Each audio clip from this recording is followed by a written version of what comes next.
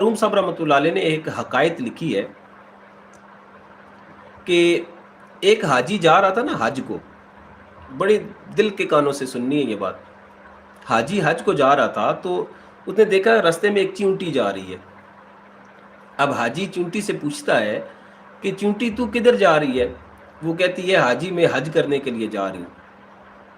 اب حاجی چیونٹی کو کہتا ہے چیونٹی اپنی اوقات تو دیکھ، جان جسا دیکھ. چلے گی کسی کے پاؤں کے نیچے آ کے مسلی جائے گی اور کسی کو خبر بھی نہیں ہوگی. اب دیکھیں نا، ہم دن کو اپنے پاؤں کے نیچے کتنی چونٹیاں مار دیتے ہیں، ہمیں تو پتہ ہی نہیں چلتا.